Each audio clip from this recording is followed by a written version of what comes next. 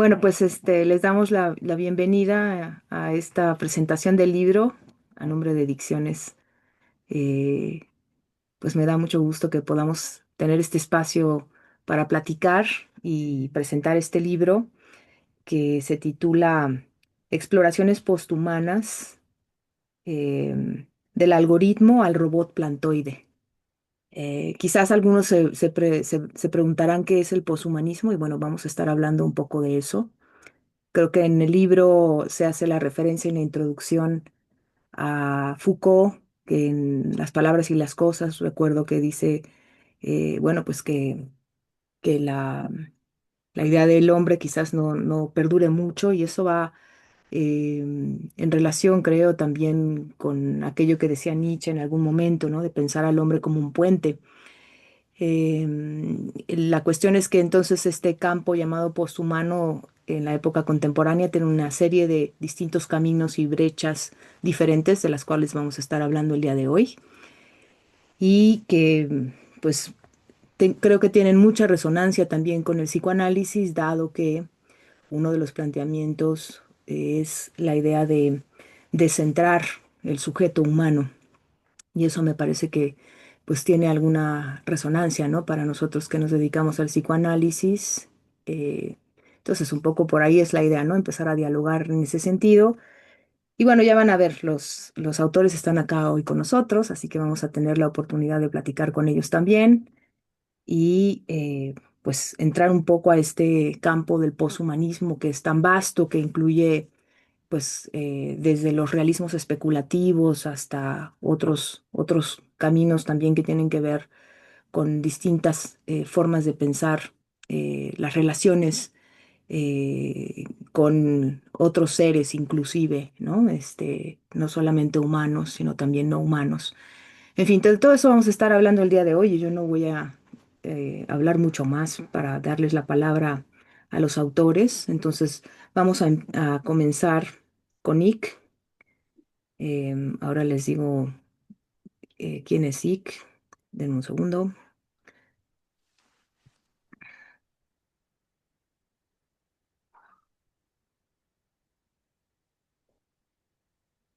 Es Ignitl, y no sé si lo voy a pronunciar bien, Nick, pero discúlpame de entrada. Ignitl Itzamat Contreras García, que es filósofo y practicante de psicoanálisis y defensa central de los de antaño y escribe de cine cuando la oficina no se lo come. Así que, bueno, adelante, Ick. Gracias, Elena. ¿Qué tal? Hola. Buenas tardes a todos, a todos. Justo, yo voy a hablar de el artículo para una ontología del estar de las máquinas plantas de Félix Raúl Martínez Cleves. Y también me gustaría tocar algunos puntos del apéndice, pero creo que ese es mucho más lúdico. O sea, bueno, creo que es mucho más abierto. Entonces, preparé un texto breve, Ujú, entonces comenzaré. ujú. El artículo de Félix Martínez abre con la potencia que recorre todo el libro. Una búsqueda incómoda, preguntas que buscan reventar los límites, fuegos que se vuelven por momentos ríos, otros rocas, otros películas, otros plantas. Y cito, no antropocéntrico, antidualista, notablemente relacional, instalado en solucionismos tecnológicos, mientras que edifica política para todo lo vivo y deviene a través de ontologías abiertas, las cuales fluyen en una especie X. Termina cita. Y es que con esto parece que tendremos suficiente para rato. La postura crítica a la modernidad no implica solo una violenta ruptura de la tradición de Marsilio Ficino o de Pico de la Mirándola. Apunta también a pesos pesados de Occidente como Descartes o Kant. En un brevísimo espacio también habitan Foucault, Deleuze, Guattari, Heidegger y por supuesto Paria, Meillassoux, Negrastani. Con eso trato de decir que la tarea del exposicionista es titánica, no solo porque fisurar una tradición de tantos siglos implica rigor y cariño, sino sobre todo por las resonancias que podrían tener con respecto a la urgencia climática y la conservación de la vida en el planeta. Por eso se vuelve de suma importancia pensar las inteligencias colectivas de las que nos habla Martínez. Y cito, así como se ha mostrado para animales, las inteligencias colectivas pueden hacerse parte de la tarea que poseen las raíces de las plantas. Cierro cita. Inteligencias que han prevalecido y han mantenido la vida fuera de Occidente, fuera de la filosofía y fuera de la academia. Las Amazonías peruanas, las Amazonías brasileñas, vivir en el desierto Wixárika, que no sobrevivir. La defensa del suelo sagrado no sería posible sin las inteligencias colectivas perdón, que a su vez escuchan, aprenden de las inteligencias de las plantas. Plantas que les comunican, que les muestran, a las que se entregan plenamente. Sin ese reconocimiento de la alteridad, de la absoluta alteridad, la comunidad será insostenible. Tal vez una de las premisas más importantes y potentes descansa aquí. Cito, no es posible defender a cualquier precio la idea de la conciencia. Las sensaciones, las emociones y hasta la inteligencia requieren un conjunto de estructuras biológicas exclusivas. Cierro cita. Tal vez la gran arquitectura del humano ha sido construir la idea de la supremacía a través de la exclusividad. Supremacía que decanta en violencias humanas y en pos de la urgencia climática. La forma en la que el humano pone a vegetar a las plantas las coloca en un lugar pasivo de explotación, de instrumento. La forma en la que los queroandinos ponen a montañar a sus montañas termina por ser un movimiento disruptivo. En todo caso, las montañas humanizan lo humano. El jicuri humaniza lo humano, no al revés. El, el núcleo llamante de Félix Martínez el núcleo llamante de Félix Martínez está en esta afirmación.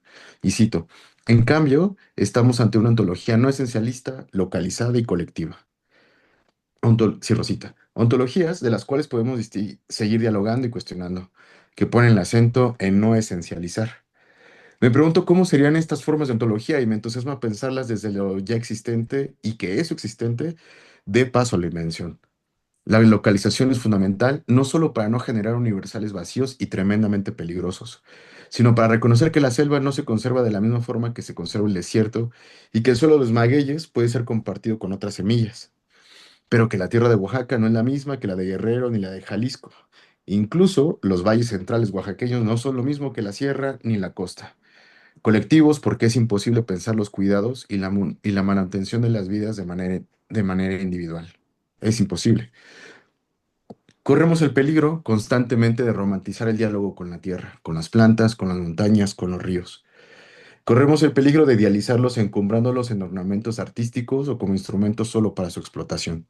Y cito, convertir la fauna y la flora en objetos de idealización que, como ocurre con la pintura, la música y otras producciones artísticas, termina eludiendo la comprensión efectiva de esos otros seres y reduciendo su existencia a una parte cosmética del paisaje. Cierro cita. No sé si haya un antídoto para esto, porque ¿quién puede escapar a las resonancias estéticas de la vida? Pero pienso que poner las manos a trabajar podría ser un camino que nos lleve a escuchar los tiempos que no son los humanos, los tiempos de los temporales, de las cosechas, y que ninguna de estas se sostienen de pura teoría. Martínez construye todo este camino para pensar las tecnologías y establecer una crítica propia de nuestro tiempo. Por eso esta geología es un cruce entre, es un entrecruce de arqueología de los medios, artes mediales y tecnologías, en función de desplazar la comprensión que reduce los fenómenos a un asunto exclusivamente humano. Esta geología de medios es un tránsito de esa arqueología y genealogía a un materialismo que parte del presupuesto de que lo digital no es inmaterial. Cierro cita. Esta puntualización es fundamental porque le da cuerpo a una despreocupación que flota con tanta indiferencia que creemos que todo lo que pasa en la esfera digital se pertenece a sí misma, cuando nada de ella sería posible sin la materialidad mineral que la sostiene. La tierra y sus metales posibilitan las inversiones capitalistas, mezquinas y devoradoras, pero también posibilitan esas colectividades que pueden ayudar a enfriar un poco el planeta y establecer relaciones distintas, críticas con las máquinas inteligentes. Y hasta ahí mi texto del texto de Félix, que me parece provocador, me parece, pues eso, con una intención de pensarlo con respecto a, pues a la urgencia climática y todas las resonancias políticas que ello tiene. Ujú, ujú. Gracias. Gracias, Sic. Habrá que decir que el texto de Félix se titula Para una ontología del estar de las máquinas plantas y que quizás explora pues esta dimensión de lo maquínico y lo vegetal, ¿no? Que ya nos contará un poquito más este, en unos minutos. Pero bueno, ahora voy a presentarles a Lu, que ella nos va a hablar de otro de los textos del libro Denme un minuto.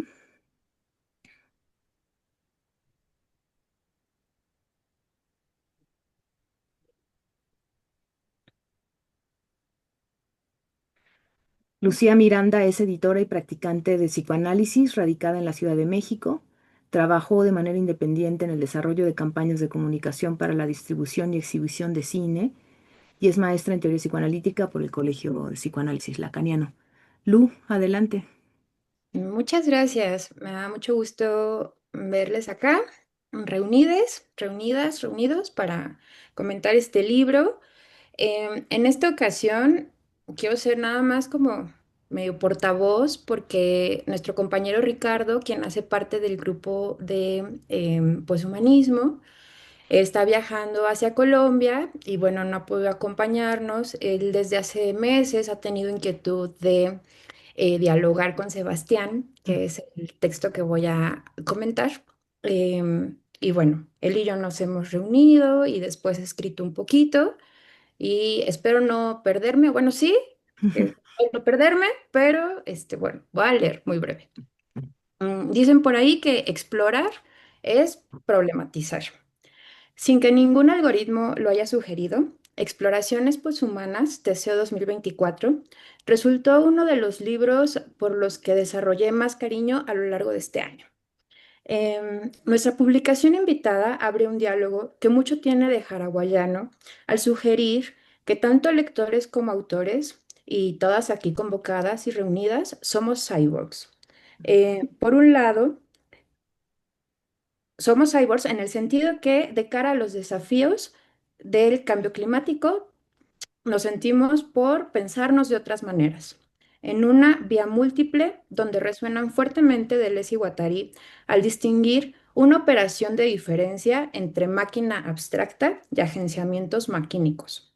A mi parecer, todavía muy limitado en torno al tema central del libro, los poshumanismos, este libro también revela una cepa laturiana en aquello que Bruno Latour puntúa sin aspavientos sobre un cambio necesario en nuestras formas de acercarnos a la teoría y de producirla. Esto puede constatarse a lo largo de los capítulos que nos hablan del cine de ciencia ficción, el culto a la tecnología, los algoritmos y sus imposiciones o sugerencias, como menciona Sebastián, que a continuación vamos a contar, y las nuevas formas de estar en el mundo, a veces así nada más como las plantas. En el primer apartado titulado Los algoritmos y sus sugerencias verdaderas, Sebastián Botticelli nos introduce a la cuestión del acceso a la verdad en tiempos acelerados y cómo esta es sugerida, las comillas creo que son muy necesarias, por los algoritmos del Big Data. Si bien es cierto que, tal como él sugiere, cito, el aceleracionismo sugiere o plantea que la manera más eficaz de resistir a las tecnologías impulsadas por el capitalismo no pasa por destruirlas o destituirlas, sino por acelerar sus lógicas de funcionamiento hasta precipitar cambios radicales.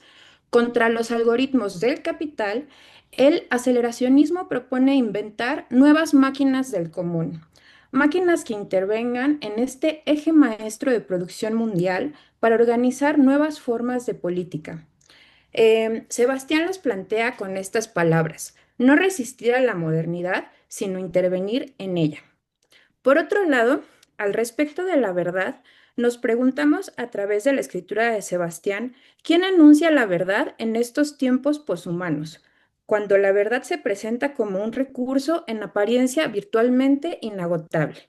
En este texto, una idea de verdad se deja ver multívoca. Por un lado, respecto a las preguntas kantianas, ¿qué puedo conocer? ¿Qué debo hacer? ¿Qué me está permitido esperar? Por otro lado, en un escenario descrito por Foucault en relación a que las verdades son comandos en la producción de subjetividad o que estas verdades se producen socialmente. No queda fuera la verdad positiva ni la verdad que hace vínculo. Aquí estoy citando a Ricardo, quien me ha explicado los principios de identidad, no contradicción y tercero no excluido que presenta Sebastián. Entre todas estas verdades nos preguntamos también por la verdad que nos antecede y la verdad que está en el porvenir. ambas habilitadas en el análisis bajo el aforismo de que cada uno es capaz de alcanzar la verdad que es capaz de soportar, aunque esta cita, mentirosamente, no es de Lacan, sino de Nietzsche. Finalmente, ¿cómo se rompe un algoritmo? Es algo que Sebastián nos invita a cuestionarnos. Cito, con la muy exigente ejercicio de imaginación política y haciendo uso o mediante o a través de la indocibilidad reflexiva Foucaultiana. Los algoritmos y sus sugerencias no tienen que ser necesariamente verdaderas y todavía nos queda muchísimo por cuestionar al respecto. Eso sería Mm, parte de muchísimas la gracias. lectura que hicimos al artículo de Sebastián, que de pronto pues resulta muy abrumador al enterarnos cómo nuestro libre albedrío pues habría que repasar o cuestionarnos nuevamente qué es eso Ujú, en tiempos donde la verdad parece ser única. Y una cita que a mí me gustó mucho, bueno, como se apoya Sebastián en Kabachik, eh, Samuel, que habla sobre los tiempos oscuros y la luz, que de pronto el texto empieza así, diciendo que la verdad, pues antes era una cosa enigmática, oculta, reservada, y bueno, ante estos tiempos que corren parecería todo lo contrario, como puestos a una luz que de pronto pues también termina por eh, dejarnos ciegos de tan luminosa. mm.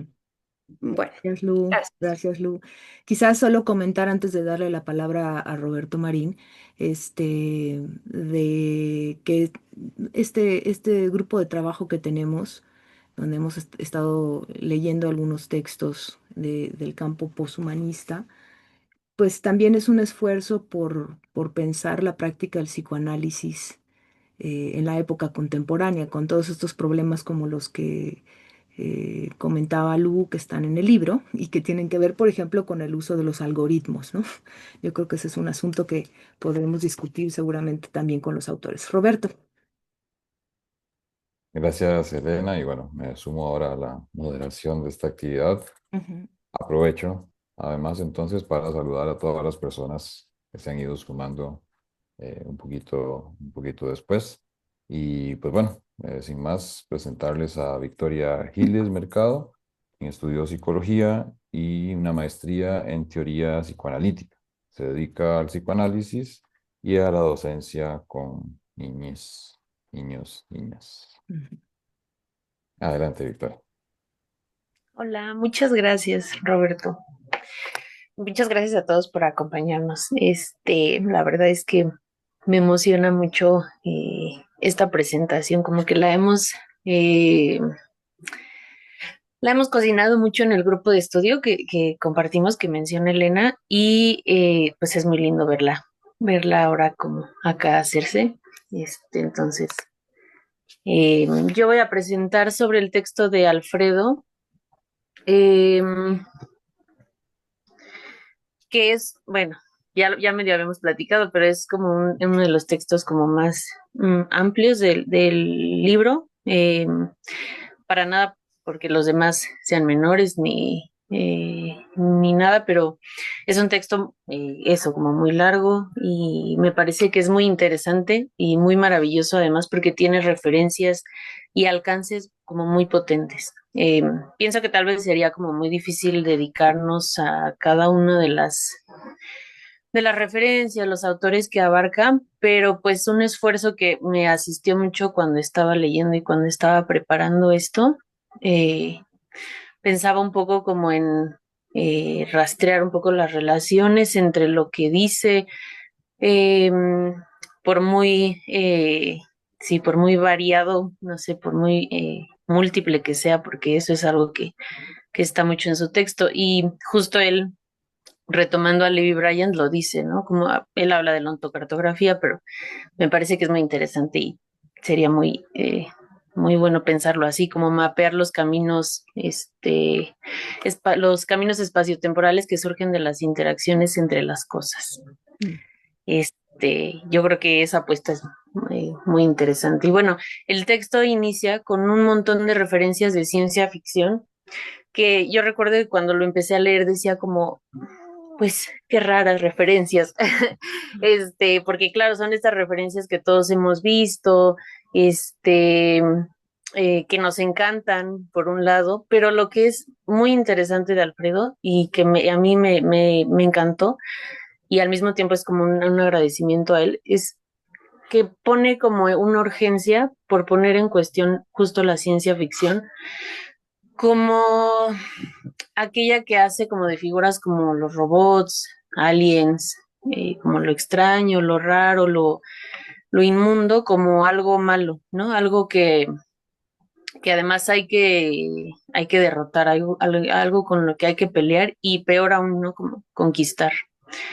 Pensaba un poco como Alfredo lo que termina haciendo es como un giro radical en ese sentido, ¿no? Porque lo que hace es que nos invita a pensar la ciencia ficción como más allá de lo heroico, un poco lo que menciona Félix también en su texto, que ya comentaron, em, cuando habla justo de Úrsula Le Guin o Le Guin, ¿no? Y habla sobre esta ciencia ficción heroica, una ciencia ficción, eso como imperialista, ¿no? Y hay que pensar más allá de eso, porque justamente algo que nos convoca mucho es el problema filosófico, ¿no? Que plantea ese tipo de ciencia ficción, que es la deconstrucción del humano, la suplantación del humano, la utilización del humano. Y que es muy interesante. La verdad es que en ese sentido el texto de Alfredo es muy potente porque además él trabaja la noción del apocalipsis humano y es genial porque lo apocalíptico en el poshumanismo tiene que ver justo con la intervención de lo alien como lo no humano en la historia, ¿no? Y lo piensa como un depredador letal para el humano. Y eso me encanta, ¿no? Como, porque además lo que plantea es que lo que la ciencia ficción hace, el apocalipsis humano, es que confronta desde una profundidad ontológica, y plantea la pregunta de qué es lo humano. Porque si ese alien que interviene en la apocalíptica es más humano de lo que se pensaría, porque tiene condiciones humanas, pues justo qué es lo humano. Y en ese sentido me acordé mucho de una tesis de una querida antropóloga que se llama Maura Vázquez. Recién ganó una mención honorífica en esa tesis y es una tesis sobre la locura en la Mazateca poblana. Y bueno, es una tesis muy, muy bonita, pero hubo algo en particular que me parece que es muy interesante y me gustaría como citarla porque pues creo que ella ya lo dice, ¿no?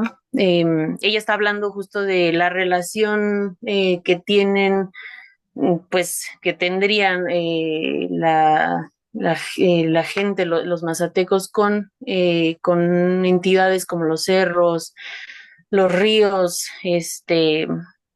sí, como las vacas y demás, ¿no? Y en ese sentido, bueno, voy a citar algo de su tesis que está por acá, y es, a estos dueños, estos que les menciono, se unen otros que habitan y a los que les pertenecen los ríos, arroyos, barrancas y nacimientos de agua, los chaneques, duendes o cholo. No creo que no lo sé pronunciar, pero estos pueden adquirir cualquier forma, como animales o personas pequeñitas, pero también habrá algo en su aspecto o en su comportamiento que delatará su verdadero ser. La piel muy blanca o muy oscura, con el rostro deformado o incluso sin rostro, usando un lenguaje no conocido por los mazatecos, con un exceso de vello o completa ausencia del mismo, y con un andar extraño causado por una constitución corporal diferente a la de los humanos. Entonces me encantó cuando estaba leyendo a Alfredo y a Maura recién la conocimos y la escuchábamos y me pareció fascinante como esas resonancias que hay, que encuentro todo el tiempo en el texto de Alfredo. Creo que es muy interesante porque damos cuenta de que justo pues la ciencia ficción la ficción aparece en un montón de lugares, ¿no? Esa pregunta por lo humano, como qué es lo humano, aparece en un montón de prácticas, de relaciones pues que es muy interesante. Y bueno, también en ese sentido, mucho de lo que quiero hablar es justo de las resonancias del texto de Alfredo en un montón de otros textos, lugares, personas y demás. Y me acordé un poco que recién se presentó el libro de aquí en México de un viaje weird a los confines del psicoanálisis, que es el libro eh, pues construido por Elena Maldonado, que está acá, Fernando Barrios, Elga Fernández y Roberto Marín, y que es un texto increíble. La verdad es que también muy interesante. Pienso tal vez si este no es como un arrebato, como intentar encontrar algo ahí que, pues, quién sabe si pero la verdad es que creo que si resuena es por algo. Y bueno, en este texto hay un texto en particular de Roberto que se llama Angustia Agonía en las segundas dislocaciones y que me parece que es muy relevante porque entre muchas de las cosas que ponen en la mesa, además de como un montón de referencias increíbles, pone también en cuestión como la posición del analista, incluso su condición humana. Eh, y esto me gusta mucho porque justo lo que decía Elena, es que en el grupo pues todo el tiempo como que estamos intentando preguntarnos cada quien a su manera y en sus lecturas por cómo traer o encontrar o de qué manera encontramos justo como ciertas nociones de poshumanismo o algo así en el psicoanálisis y bueno, voy a citar un poco a Roberto que acá nos acompaña y, y dice, adjudicaciones transferenciales no humanas han estado en el psicoanálisis muy desde el comienzo.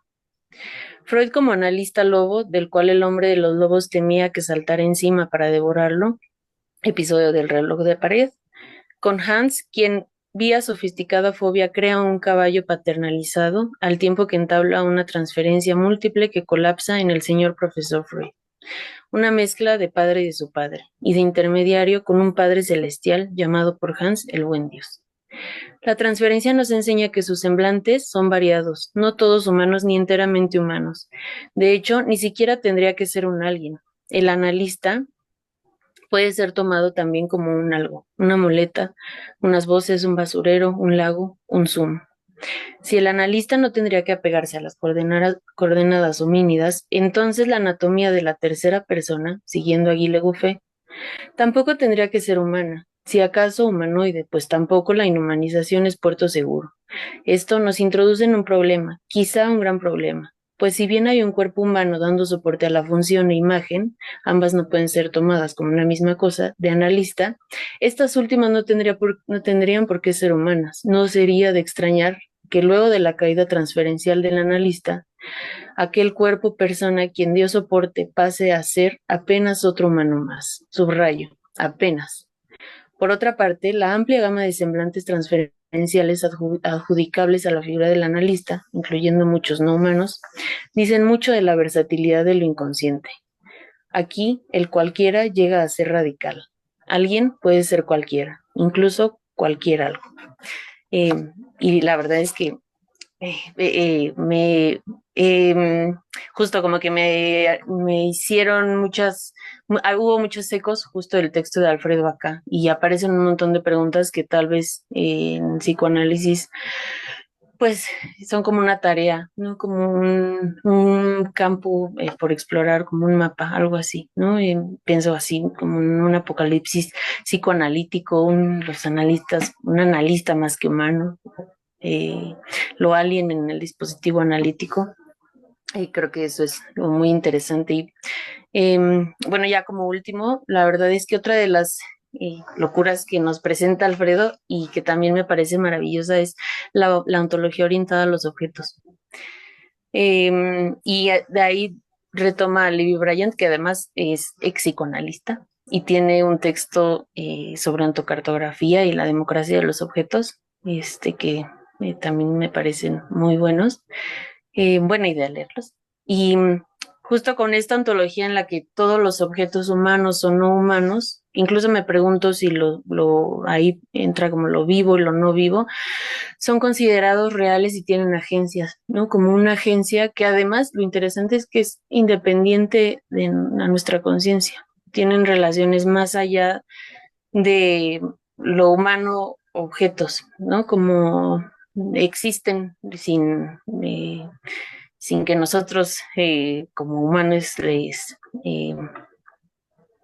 pues sí, les otorguemos algo, ¿no? Como eso es muy interesante y en ese sentido pienso un poco en el perspectivismo de Viveiros de Castro y de nuevo en el texto de Maura Vázquez, justo cuando habla de estas relaciones de intercambio muy generosas o no que aparecen entre los humanos y los dueños de los cerros, los ríos, las cuevas, los espíritus, las plantas, los animales silvestres y demás. Y bueno, hay una cita de Alfredo que me gustaría como traer porque creo que es muy generosa en sus consecuencias y que me quedo como que me queda como muy presente. eh, y es, los objetos y las cosas tienen su propia realidad fenomenológica, son lo extraño a lo humano, pero pueden ser comprendidos y explorados desde sí mismos. Por ejemplo, estudiar el comportamiento de las abejas no desde cómo las ve el humano, sino desde cómo se ven las abejas a sí mismas. Y eso me parece fundamental porque amplía nuestros horizontes de las sociedades, ¿no? Como de las relaciones, amplía nuestros horizontes en los conceptos. Incluso pienso que destruye los conceptos, ¿no? Como que los abre tanto que explotan. Y eh, claro que nos convoca un montón en el psicoanálisis, pero creo que es una apuesta incluso política, ¿no? Una apuesta que no está nada más en filosofía, en psicoanálisis, sino en un montón de campos. Y bueno, pues muchas gracias, Alfredo, por tu texto y gracias a todos, todes. Muchísimas gracias, Victoria. Y bueno, en realidad dobles gracias porque me sorprendió bastante ser mencionado por ahí. De verdad, Sí. fue una grata sorpresa. Y pues bueno, pasamos ahora con Mauricio González González, que estudió etnología, practica el psicoanálisis en Ciudad de México, colabora en programas de licenciatura y posgrado en escuelas públicas, privadas y comunitarias. Entonces, bienvenido, Mauricio. Pues muchas gracias, la verdad es que yo me siento en casa. He tenido la fortuna y privilegio de estar en varios momentos de Dicciones Justin, a quien de verdad agradezco un montón que me hayan ampliado tanto las formas de habitar este planeta herido, ¿no? Pero pues yo me voy a centrar un poco más en el texto de Jonathan Piedra, ¿no?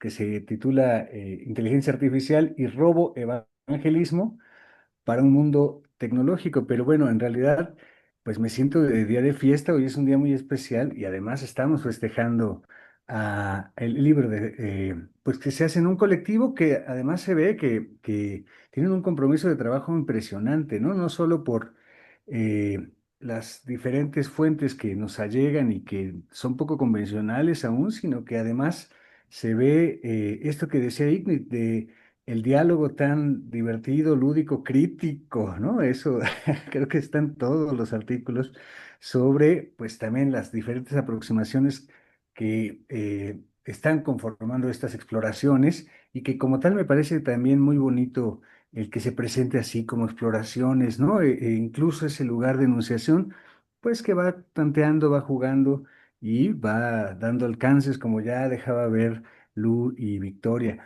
Pero pues bueno, para empezar me voy a permitir jugarme una carta. Saben que, y lo hago con mucho cariño, yo recuerdo a mi papá, ¿no? Mi papá recién falleció, que él se ponía por las tardes y tenía una grabadora con cassettes, ¿no? Algunos de ustedes seguro tienen todavía algunos cassettes. Y ponía su cassette de El Santo Rosario.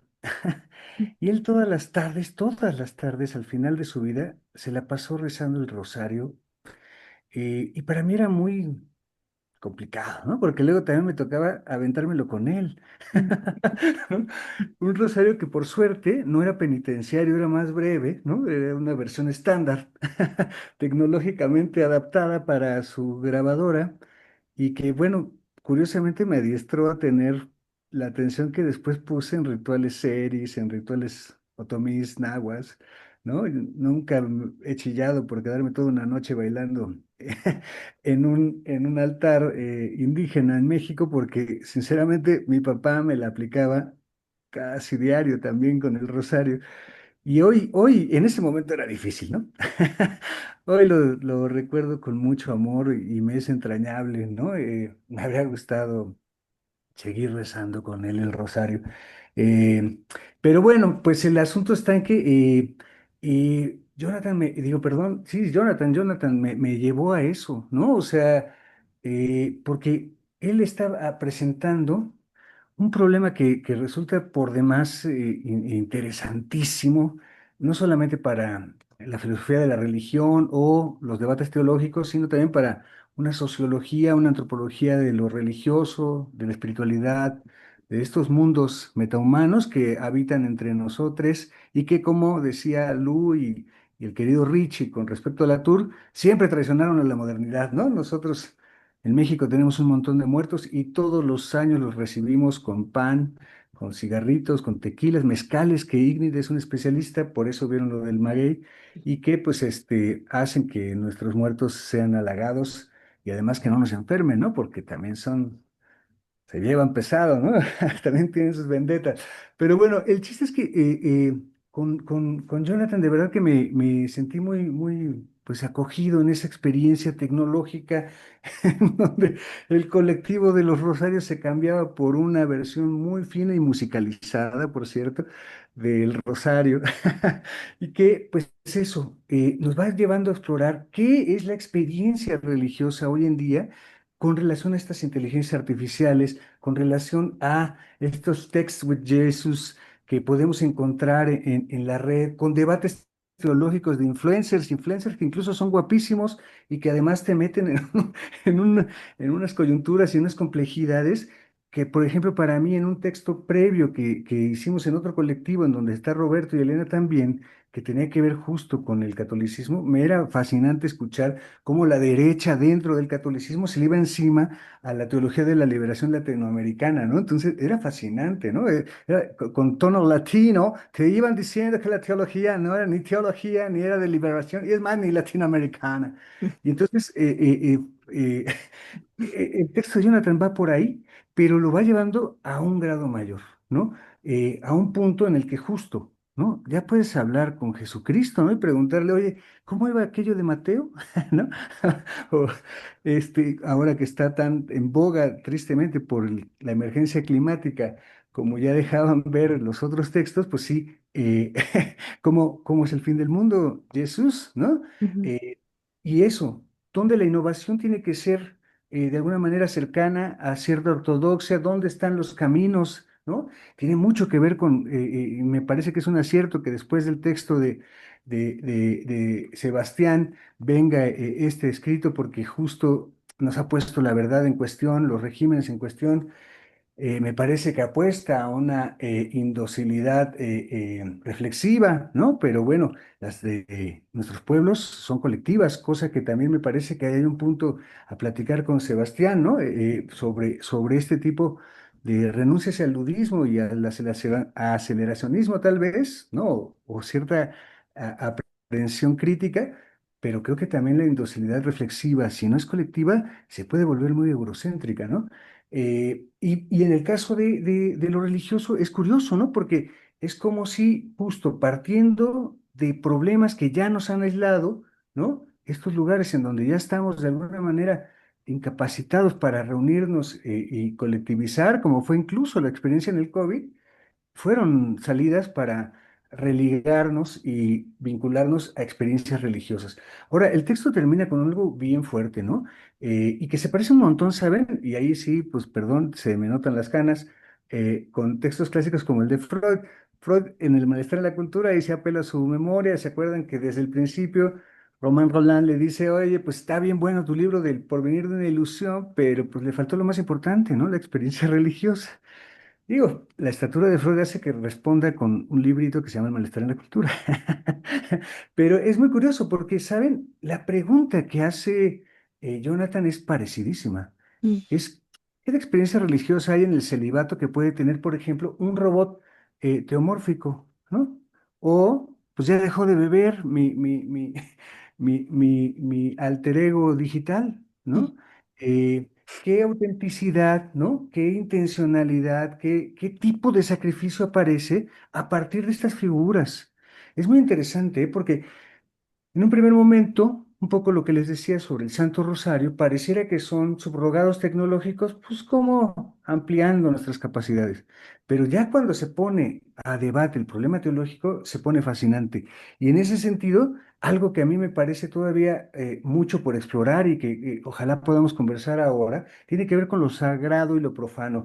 Jonathan deja muy claro, o sea, pareciera que este tipo de tecnologías ya tengo un acceso a lo sagrado en mi teléfono, ¿no? mm, Eh, o en el Zoom, o ¿no? YouTube, o mejor aún, con una inteligencia artificial. Pero pareciera que eso también lo va banalizando. Y entonces pone un riesgo de esa producción de hierofánica, por decirlo en términos muy clásicos, para discutirlo en términos de qué es lo que está sucediendo con este tipo de tecnologías. Algo que pasa y que ahora mostraba Victoria con respecto a lo humano, me parece que es esto de lo sagrado, ¿no? O sea, me parece que hay ciertas lecturas que ya están dislocándose, que están desestabilizándose sobre aquello que de alguna manera muchos de los pueblos ya nos mostraban, ¿no? Las tecnologías rituales de pueblos amerindios particularmente son muy generosas por mostrarnos justo que habitamos un mundo que no necesariamente tenía que participar de ciertos dispositivos para la emergencia de los sagrados. Todo el trabajo sobre nahualismo, que son animales compañeros, nos dejan ver que, pues eso, la naturaleza siempre nos pondrá en duda de si es algo que corresponde a un mundo metahumano o es algo que en realidad puede ser instrumental para los intereses humanos. Ahí lo sagrado y lo profano no aplica. Me parece que lo que está haciendo Jonathan tecnológicamente es volvernos a mostrar que podría ser lo sagrado hoy en día a partir de este tipo de lecturas que además eso, nos venden sugerencias verdaderas como si el Jesús de inteligencia artificial o robótico estuviera dándonos la verdad, ¿no? Haciéndonos exegéticos sobre pues el tipo de interpretación verdadera en términos de religiosidad. Pero bueno, pues ya pues solamente para terminar, sinceramente a mí me deja muy, muy emocionado porque además es esto, algo que se platicó en una reunión previa que tuvimos en el grupo de lectura, y es que han ampliado un montón nuestras referencias, han desestabilizado muchas de certezas y además algo que es muy emocionante y que de alguna manera ya lo hacía ver Victoria, es que tiene un montón de resonancias con referencias que tenemos en nuestros pueblos, que tenemos en nuestra familia, en cada fiesta de Todos Santos, Día de Muertos, que de alguna manera podemos también articular y tal vez, sí, también dislocarnos de estas teorías decoloniales academicistas, ¿no? Como también por ahí se decía de no tirar al niño y al agua junto con esas críticas, sino más bien justo como recuperar lecturas a la manera de las contramodernidades que propone Marcio Goldman, que siguen un poco las lecturas del multinaturalismo de Viveros de Castro, de Débora Danowski, ¿no? De Tania Stolze Lima. Esas son maneras en que los pueblos nos enseñan cómo desmontar ciertos humanes y que habían sido denostadas por ser justo especie de religiosidad, de espiritualidad desgastada, de religiosidad popular, como luego se le llama, y que en realidad pues lo que muestran es que la creatividad de eso que fue llamado cultura, pues no tiene nada que ver necesariamente con solo la tradición, sino con una innovación, experimentación y nuevos laboratorios que pueden ser también claves para una emergencia como la del fin del mundo. Entonces, pues creo que es muy interesante para el campo analítico también pensar qué es la experiencia religiosa hoy en día a la luz de estos textos, y por lo mismo, de verdad que celebro que un colectivo colombiano, además de estos que tienen también referencias preciosas, amazónicas y de nuestras fuentes de nuestra América, nos hagan pensar con ustedes. Muchas gracias. Muchas gracias. También, Mauricio, yo simplemente quiero poner también un cierto énfasis en lo colectivo. El libro mismo de Exploraciones Posthumanas, como han destacado también en otros comentarios, inicia y termina con un trabajo pues en conjunto, ¿no?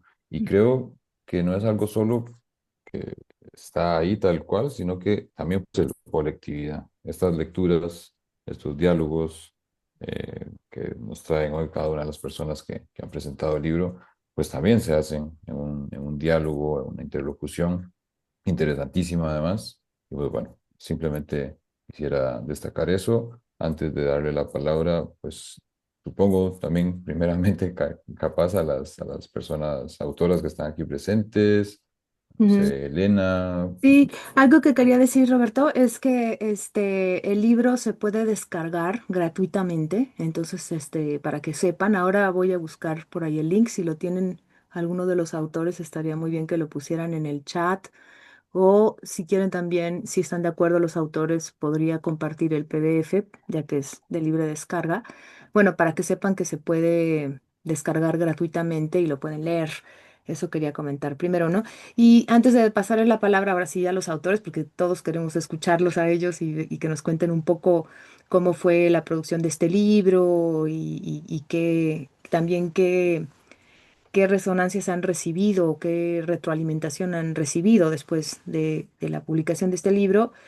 Me gustaría señalar algo que se había comentado, pues, sobre todo a partir de la ponencia del comentario de Vicky, sobre esta cuestión que está en el centro del libro, que es pues el posthumanismo y también pues una crítica a los humanismos varios, ¿no? Porque también hay muchos humanismos. Y quería pues nada más señalar esta diferencia bueno, a lo mejor nosotros en el grupo de estudio ya la tenemos bastante ubicada, em, pero también es importante volverlo a traer acá, que es la diferencia entre poshumanismo y transhumanismo. Yo creo que en general la gente no tiene muy claro esa diferencia. Y yo creo que es importante señalarla porque bueno, pues los transhumanistas son más bien esta gente que se dedica a desarrollar la tecnología, que son los grandes magnates de Silicon Valley y demás, que me parece a mí, ahora me dirán los autores y también pues quien quiera decir algo al respecto, que están verdaderamente obsesionados con la idea de trascender la muerte, con la idea de conquistar otros planetas y que están en un desarrollo vertiginoso tecnológico sin cuestionarse ninguno de los fundamentos de la tecnología y en general del humanismo, de la humanidad. No les interesa nada de eso, ¿no? Lo que les interesa es sostener los mismos fundamentos y más bien crear estas tecnologías que además solamente van a ser, me parece, para algunos, ¿no? Porque requieren de mucho dinero y además, pues extraen una cantidad, requieren de una cantidad de recursos naturales espantosa, ¿no? Las inteligencias artificiales que utilizan una cantidad de agua infinita, todos los aparatos que requieren de estos minerales y la forma en cómo se extraen de las minas en África y en México, en distintos lugares, ¿no? O sea, todo eso nos está colocando en una crisis climática espantosa, ¿no? Entonces, bueno, eso es un poco la posición de los transhumanistas, mientras que el poshumanismo, más bien, y que tiene muchas vertientes, y ahora nos van a contar, espero un poco, pues en realidad lo que quiere es volver a los fundamentos, o sea, utilizar esta crisis que estamos viviendo, pero para volver a cuestionarnos los fundamentos de lo humano, de eso que hemos definido como humano, y a lo mejor encontrar otras maneras de estar en este mundo, como decía Mauricio, averiado. Pero bueno, nada más quería comentar eso brevemente y bueno, no sé si ahora alguno de los autores decir algo.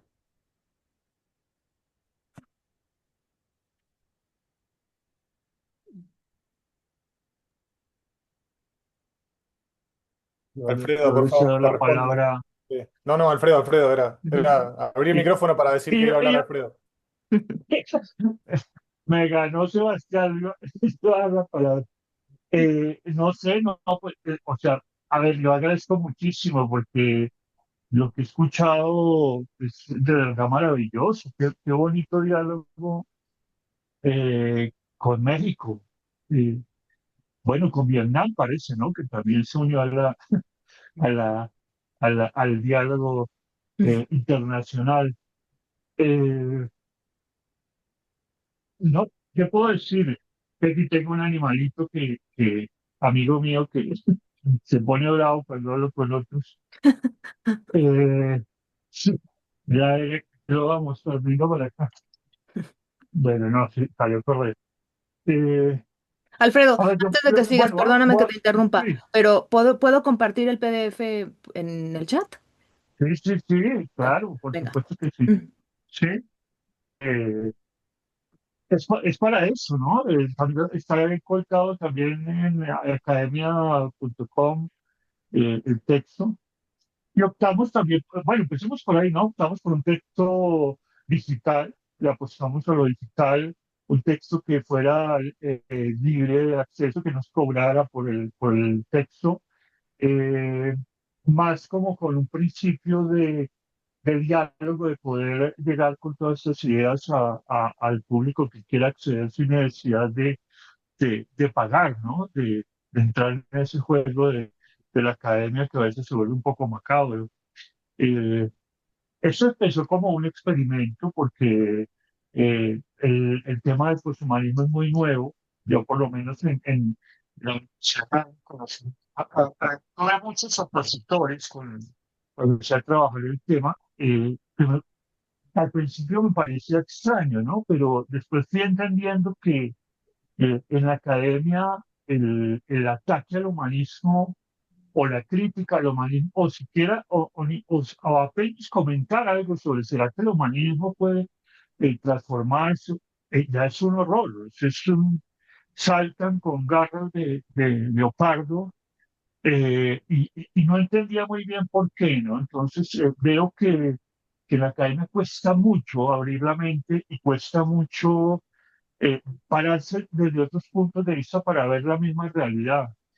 Ya hay una acomodación, hay un lugar cómodo donde las ciencias ya dicen cómo tiene que ser la cosa, ya hay un sujeto, y ese sujeto es humanista y ya tiene una posición política y una posición histórica y temporal, y hay un miedo terrible al apocalipsis. Entonces, y todavía es más extraño en América, porque de verdad que, por ejemplo, yo que vengo de la filosofía latinoamericana, muchos pensadores han tratado de luchar contra eso, contra ese colonialismo, y uno lo sigue viendo en las academias, lo sigue viendo en las escuelas. Yo me acuerdo de una conferencia que hace poquito de Dussel que decía, nosotros hemos luchado como 30 años, 40 años contra esta cosa, y en las academias vemos la misma historia en orden cronológico, la misma lógica, o sea,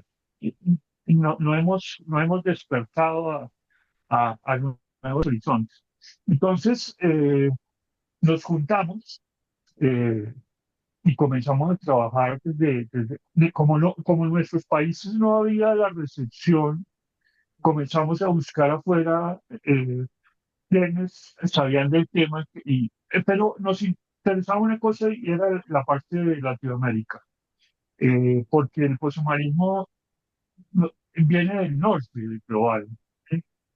Entonces también había una preocupación de, bueno, tenemos autores muy importantes, pero que no se han leído, sin embargo son del norte. No queríamos caer otra vez en el colonialismo, sino más bien traerlos y comenzar a pensar, porque de eso se trata. Y autores, por ejemplo, voy a nombrar varios. Uno que fue un descubrimiento que Keeper, que era Keeper en los medios de comunicación, Félix y yo venimos de ese campo, eh, y nos asombró muchísimo y no lo conocen, no hay referencias. Creo que en México había una tesis, ahora que me acuerdo en México, no me acuerdo la autora, pero hizo un trabajo sobre tecnología de los medios y trabajó aquí, creo, y me parece que hay ahí una fuente importante. Y después el grato descubrimiento de Paruca, que es uno de los discípulos de teóricos de Kickler, y comenzar a pensar toda la revolución que había en los medios de comunicación. Por ahí empezamos, ¿no? Después, la grata presencia de Levi Bryan, que me parece que es un autor que no se ha leído en su justa medida, y es un autor que, o sea, toda esa escuela del realismo especulativo, del ontológico, eh, de la democracia de los objetos, me parece que tiene una riqueza fundamental y buenísima, y hasta ahora nos estamos acercando. También en México hay un académico que es Manuel Teodoro, creo, filósofo, se ha preocupado muchísimo por traducir textos, por llevar al neófito todo este contenido. Y comenzamos a trabajar y nos fuimos reuniendo. Y entonces empezamos cada 15 días, ya llevamos 2 años de trabajo más o menos. Sí, creo que vamos a cumplir 2 o 2 y medio. Eh, Empezamos con un coloquio, y de ese coloquio salieron unas ponencias y después decimos, bueno, porque fue tan grande la recepción, porque lo que descubrimos fue que entre estudiantes, entre personas que no conocían los temas, comenzó a haber eh, como que, ¿y esto de dónde viene? ¿Y cómo así hay estas herramientas? Puedo pensar diferente el mundo y la realidad.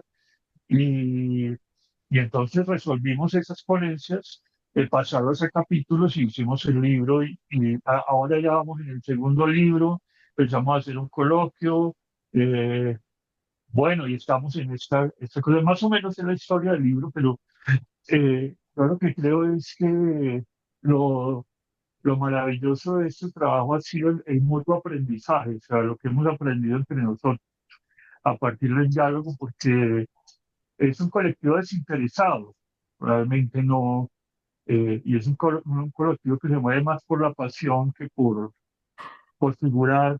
Entonces, eso ha sido muy sanador y nos ha permitido compartir muchos autores, muchas lecturas a veces muy opuestos, porque cada uno, hay una norma que se fue creando con el tiempo, y es, bueno, cada uno mira desde su punto de vista. Tampoco nos vamos a matricular en el poshumanismo, todos somos poshumanos, sino el que quiera lo hace y el que no, no lo hace, ¿no? Había como una distancia crítica ante el mismo poshumanismo.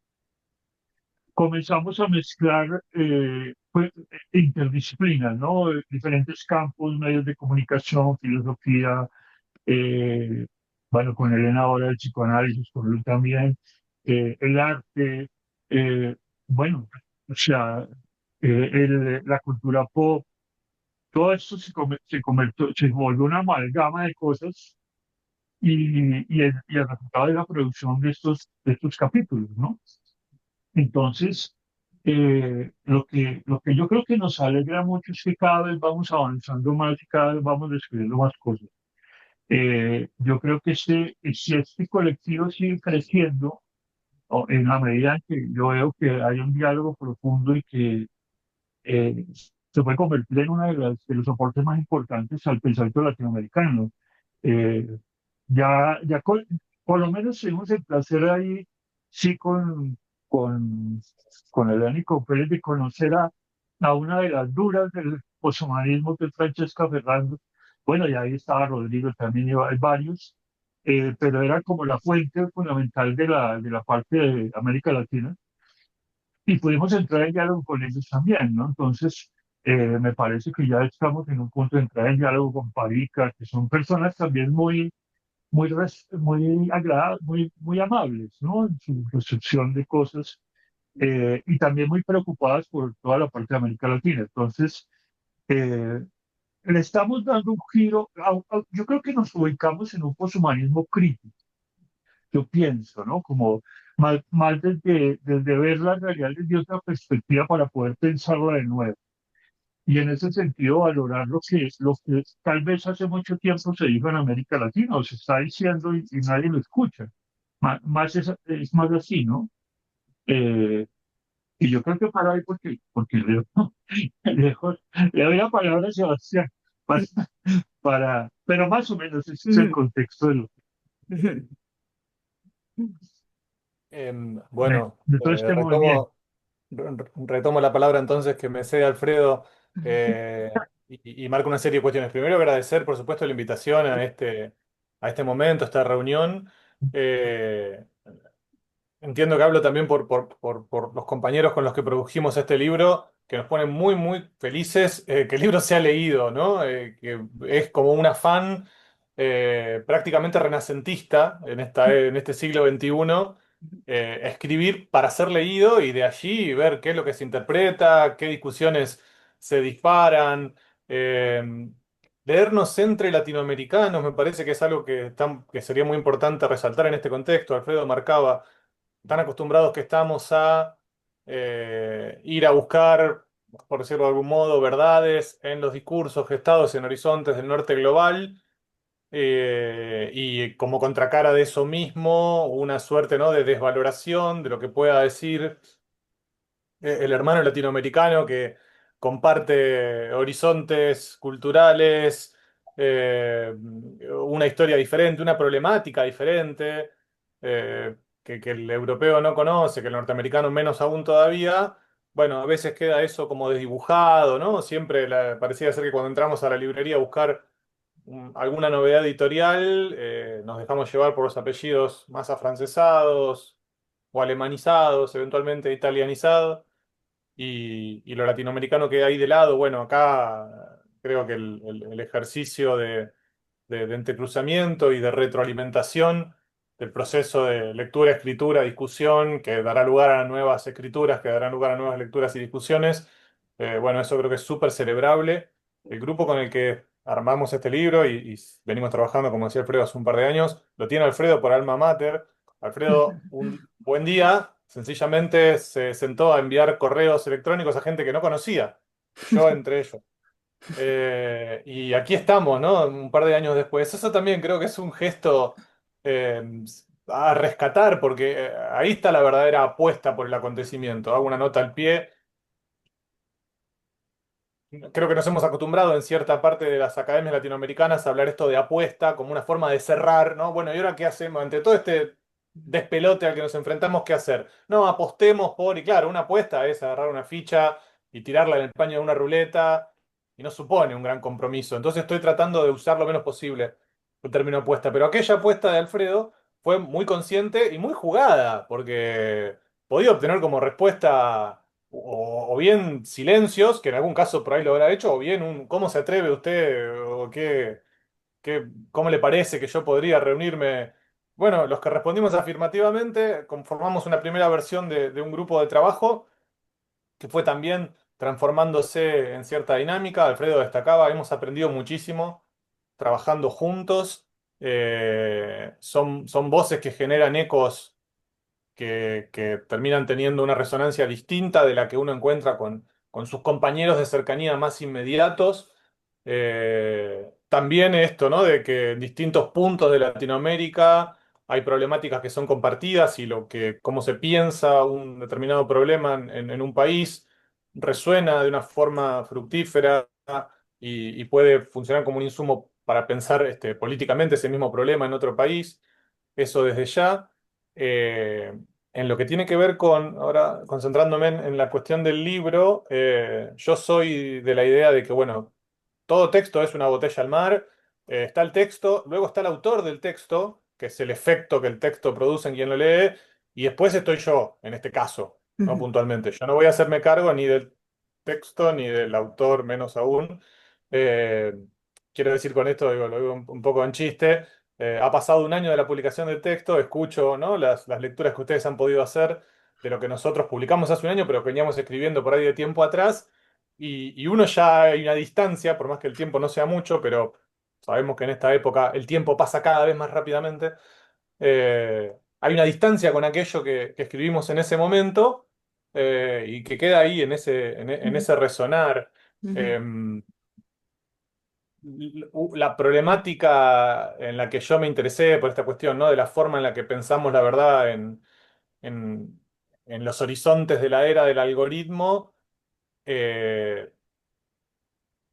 me sirvió y me sirve para tratar de calibrar algo que también nosotros tenemos como objetivo, como grupo, que es algo con lo que yo insisto permanentemente, que es esta cuestión de la novedad. ¿Dónde está exactamente la novedad? No por un afán de preciosismo y de dar con la clave exacta de lo que está ocurriendo, pero sí de tener una precaución, así como también como con los discursos que se validan solo por haber sido escritos por un francés, también con esos discursos que vienen a plantear la absoluta novedad de algo que ha llegado y que nunca antes habíamos conocido de ninguna manera y que a partir de ahora nada va a ser como era antes. Es casi una cuestión, ¿no? Poco menos que apocalíptica o apocalípticamente directamente, o apocalíptica, ¿no? De una manera directa, tomando el desarrollo como el que hace Alfredo en su capítulo. Bueno, cuidado con eso, ujú, porque hay un montón de intenciones que impulsan estas tecnologías, pero cuando digo tecnologías digo formas de conectarse y de transformar el mundo que despliega el humano y que a su vez transforma al humano. Hay un montón de impulsos que vienen de muy atrás en la historia de nuestras culturas, que pueden rastrearse de muy atrás. No hay nada novedoso querer monopolizar las vías a través de las cuales circula el discurso. Eso no es nuevo. ¿Dónde está exactamente la novedad? ¿Cuál es exactamente la diferencia? Y es una pregunta que complica, ¿no? Y ahí es otra de las movidas que asume este grupo como una responsabilidad, la de ir y complicarse la vida con las preguntas más difíciles. Eh, y una última cuestión, a mí hay un eje que me preocupa particularmente, que es esto del, aparece al final de ese texto que está en el libro, la responsabilidad, la voluntad, la libertad, ¿no? Esto de la comodidad en términos kantianos, de la herencia ilustrada que puede haber circulado por Latinoamérica en su forma particular, esto de el obligarse a ser libre, la responsabilidad por la acción y cómo pareciera ser que los dispositivos de los que nos rodeamos hoy colaboran muy fuertemente, insisto, esto no es de todo nuevo, pero colabora muy fuertemente con la posibilidad de delegar la toma de decisiones, por ejemplo. Releyendo el capítulo ahora, lo que pensaba es que aún así, aún cuando nuestra decisión sea la de, vengo trabajando un poco en esta clave, ¿no? Aún cuando nuestra preferencia fuera la de delegar la toma de decisiones de la manera más profunda que se pueda en dispositivos que vengan y se presenten como grandes productores de verdad, eh, eso puede ser criticable desde un punto de vista ético, desde un punto de vista político. En el último tiempo yo vengo pensando que, además de todo eso, es imposible que deleguemos completamente nuestra dinámica de toma de decisiones en los dispositivos, lo cual vuelve la situación bastante más ominosa, la situación a la que nos asomamos. ujú. Porque parecía ser que por momentos terminamos pensando que sí lo hacemos, cuando en realidad, aún en la más automática de las respuestas a los estímulos algorítmicos, seguimos decidiendo, nos guste o no, nos pese o no. Entonces la cosa desde ahí puede ponerse hasta un poco más peliaguda, ¿no? Ya. Retomamos entonces. Muchas gracias por la paciencia. ¿No? Pues como si estuviese preparado, ¿no? Lo decía porque justamente cuando ocurrió la desconexión, él indicaba precisamente que esas distinciones entre trans y poshumanismos pues se asocia el primero justamente con un tipo de publicidad, ¿no? Contemporánea, finalmente a vender, ¿no? O cosas, objetos, conexiones, etcétera. Claro, este tipo de recursos como que nos permite justamente esas conexiones y el hecho mismo, por ejemplo, de que el texto sea o esté en un formato digital, pues facilita desde luego su distribución. Sin embargo, pues, como decía Alfredo, pues esto tiene una doble incomodidad, ¿no? Primero, porque pensamos que el mundo es, en estos criterios de globalización, un ámbito notablemente homogéneo, es decir, que en todos lados tenemos el mismo suministro en las distintas formas de redes, empezando por la energía eléctrica hasta las de las telecomunicaciones. Y desde luego eso, pues no resulta cierto y entonces lo que habría que seguramente tener en cuenta, digamos, en primer lugar, es que creo que no solo el grupo en sí mismo, sino los textos, pues corresponden a esas condiciones, además materiales, de las que estamos muy próximos. El mío, por ejemplo, pues no puede ser, digamos, otra cosa diferente a mm, asociarse, digamos, políticamente al lugar en donde habito y habitamos, es decir, un lugar de plantaciones. Claro, como dice Gnil inicialmente, en el texto, pues eso, hay diferentes tierras, ¿no? Diferentes condiciones de suelos y formas de productividad o no. Pero esa relación ¿no? con ese entorno pues hace que justamente implique un segundo elemento y es que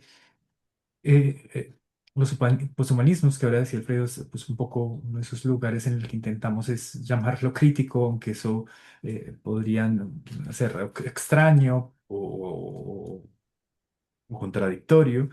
Lo que finalmente apuesta en ese criterio no, es a eh, construirlo a través de diálogos, es decir, no hay una dependencia en términos de un tipo de intelectualismo ¿no?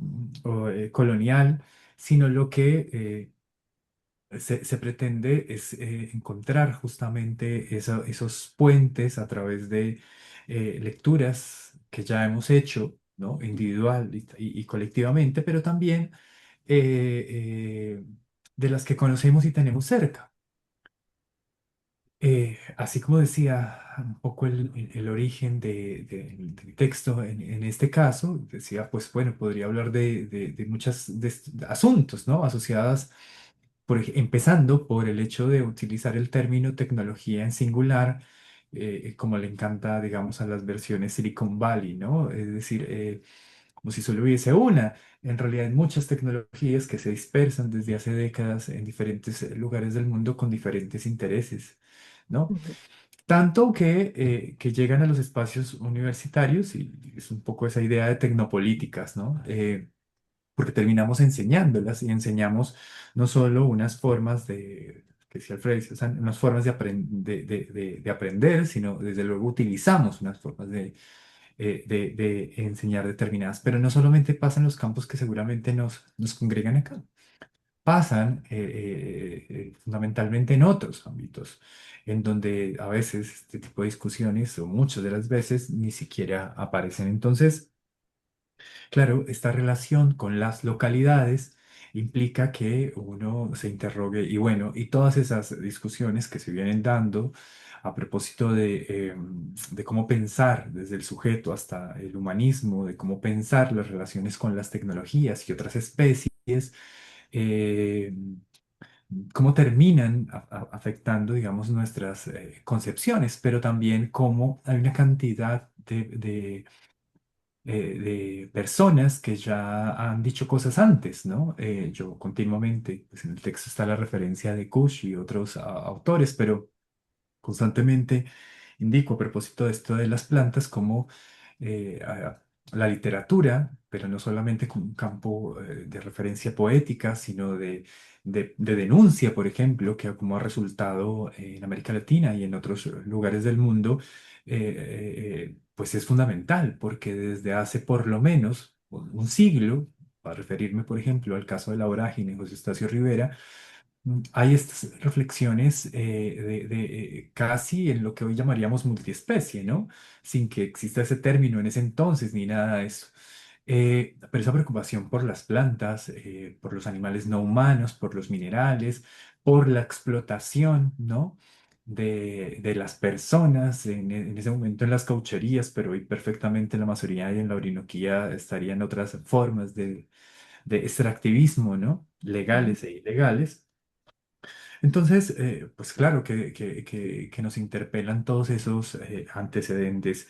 Y eso nos conduce, digamos, al siguiente elemento que quiero referir, y es el hecho de cómo esas reflexiones respecto de robots o máquinas o, insisto, otras, un tipo de tecnodiversidades, también nos llama a reflexiones también del orden teórico. Durante mucho tiempo, ¿no? Creo, y todavía en algunos casos se sigue enseñando y aprendiendo que esas discusiones teóricas son parte de otros escenarios, pero además que cómo advertiríamos justamente ser capaces de al menos controvertir asuntos o campos como la ontología, ¿no? Ni más faltaba, ¿no?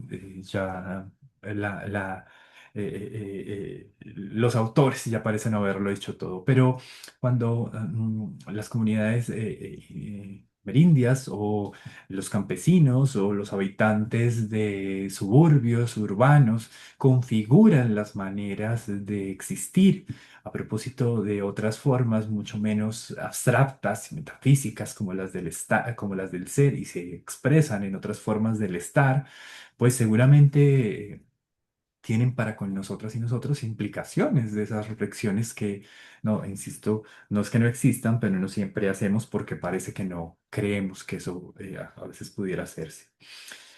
Y esto conduce finalmente al último de los elementos que quiero por lo menos por ahora advertir, y es que eh, como decía hace unos años Slavoj Žižek, seguramente habría que pensar más en un tipo de una sociedad de los regalos, ¿no?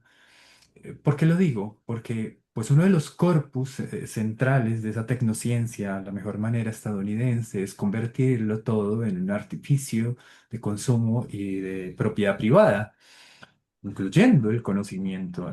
Entonces, cuando pues creo nos interroga y nos preocupa esto, pues es que esa sociedad de los regalos podamos regalar este libro, ¿no? Y compartirlo de muchas maneras, pero seguramente también lo hacemos utilizando otro tipo de recursos, o conversando con una cantidad de personas en diferentes lugares a propósito de estos temas que a veces, insisto, pueden parecer raros, pero que muchas personas, tras escucharlos y encontrar justamente esos diálogos, como nosotros lo intentamos, eh, pues terminamos coincidiendo en muchas reflexiones. Finalmente, todas esas preocupaciones de los poshumanismos, ¿no? Son preocupaciones que aunque podrían, digamos, tener similitudes, creo que finalmente pueden configurarse en algo parecido a un campo, ¿no? Es decir, un lugar notablemente heterogéneo en el que se pueden advertir diferentes perspectivas, y que desde luego no excluye, porque sería completamente contradictorio, a quienes efectivamente dudan o dudamos de muchas de las maneras que a su vez, ¿no? La etiqueta o el término poshumanismo termina a veces asociado al de transhumanismo, como he empezado diciendo, pero bueno, pues a los que nos escuchan y nos leen, pues fantástica esta posibilidad de sentarse como uno se sienta seguramente en un lugar tranquilo, ¿no? En el campo o en la vereda, ¿no? O en el boliche o en el bar, etcétera, a que los intercambios evidentemente se sucedan, y a que seamos capaces de decir, ah, seguramente hemos estado con, sobre, desde o junto a una cantidad de asuntos que a veces simplemente desechamos o despreciamos porque nos enseñaron alguna vez, de alguna manera, que no hacían parte de los corpus que necesitan o que podrían ser reflexionados.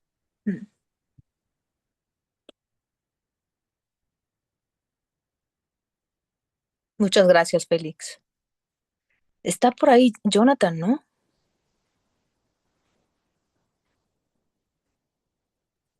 No, creo que no. No está. Ok. Bueno. Pues, ¿por qué no les damos la palabra? No sé si el público quiera decir algo. Estaría bien también a ver qué preguntas se suscitan a partir de las presentaciones y de los comentarios de los autores.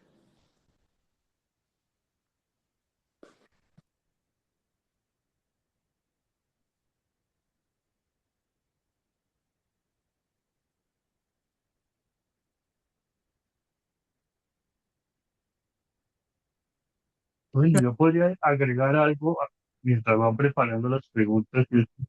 Que otra de lo que nos hemos dado el lujo de permitirnos es la posibilidad de escribir de otras formas. Primero, yo creo que primero hay un tiempo a pensar. Yo recuerdo que yo tuve un profesor que seguramente lo conocen muchos de acá, se llama Daniel Herrera, que fue uno de los fundadores de la filosofía latinoamericana y importante, pero él siempre decía una cosa que era, hay que arriesgarse a pensar, nosotros como latinoamericanos tenemos que pensar, o sea, y me parece que eso es eso es una virtud, que está, este diálogo es esto, es arriesgarnos a pensar y pienso que eso va acompañado de una libertad de expresión a través de la escritura, una escritura no lineal, una escritura tal vez relacional, tal vez rizomática, pero también acompañada de diferentes formas de arte que expresan o de artistas que han expresado cosas de pronto mucho más contundentes a través de su arte, ¿no? Entonces quería, y que para nosotros es importante recogerla.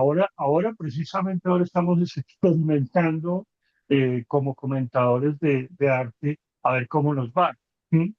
Pero creo que esos ejercicios todos hacen que la mente vaya eh, adquiriendo la construcción de nuevos conceptos. Eh, es que para mí también, al final también es importante quitarse la etiqueta de latinoamericano. O sea, yo creo que ya llegará un punto en que nos quitamos la etiqueta de latinoamericano que también pesa, ¿no? Y soltamos eso y comenzamos ya a aportar en un nivel global, ¿no? O sea, que haya un diálogo más bien filosófico en el sentido universal de la palabra, aunque sea situado, ¿no? Nosotros digamos que estaríamos haciendo un posthumanismo situado, pero aspiramos a que sea pueda decir la palabra, pronto se molestaría a Jonathan, pero digamos un posthumanismo católico.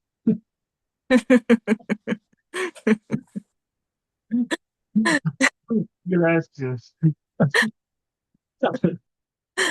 No, a mí lo que se me ocurre a partir de lo que dicen, y un poco para ligarlo también a nuestra práctica, que bueno, pues es de psicoanálisis, no quiero con eso nada más reducirlo a eso, ¿no? Pero un poco porque creo que uno de los problemas con los que creo que nos estamos enfrentando es con justo el uso de los celulares y de las inteligencias artificiales. He recibido gente que dice que tiene su coach, ¿no? Psicológico, su terapeuta, este, no sé ni cómo llamarle, ¿no? Pero vamos, están sucediendo esas cosas, ¿no?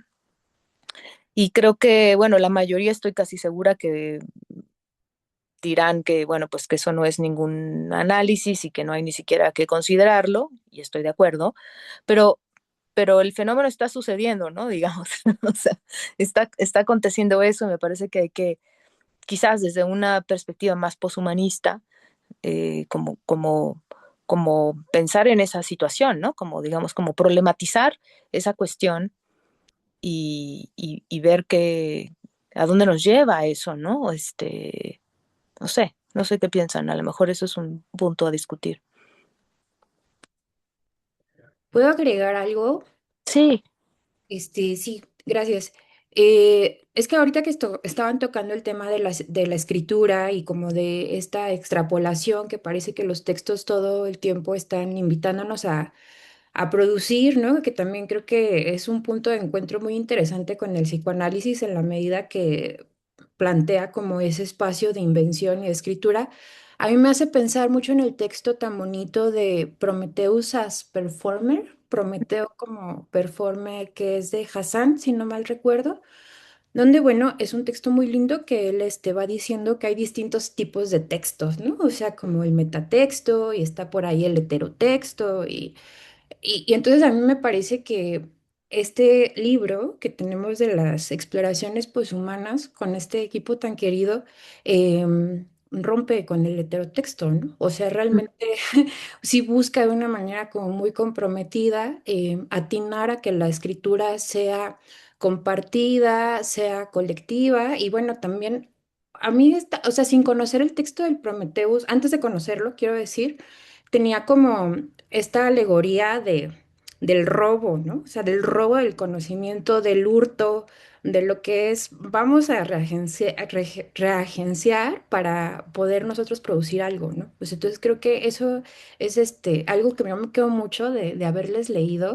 Sí quedé muy, muy fascinada. Les invitaría a que quienes no lo conocen, pues eso, lo exploren, se pueda degustar las películas. También hay un montón de películas ahí citadas que luego no da la vida para ir revisando una por una, y pues ir tomando lo que resuenen, como dicen las astrólogas.